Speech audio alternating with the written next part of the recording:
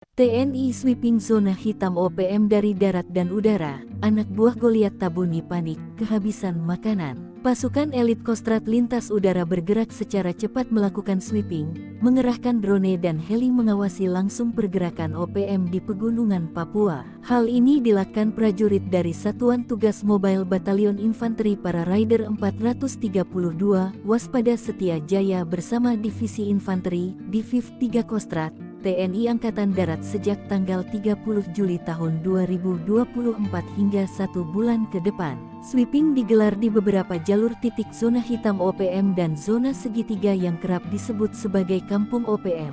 Semua kendaraan yang melintas dihentikan dan diperiksa, mulai dari pemeriksaan pengemudi, penumpang hingga barang yang dibawa.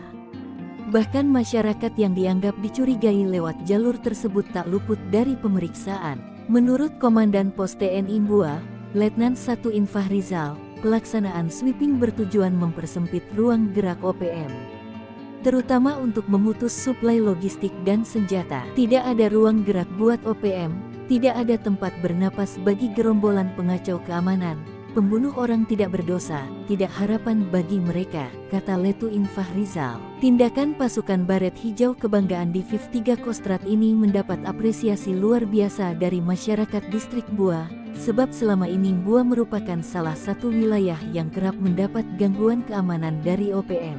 Bahkan, masyarakat Papua di kawasan Papua Pegunungan tersebut, kini tak sungkan untuk turun bersama prajurit TNI melakukan sweeping dan memberikan bantuan. Tidak ada ruang buat manusia-manusia yang tidak punya Tuhan. Mereka tidak menghargai kehidupan, dengan tidak menghargai nyawa orang yang tidak berdosa.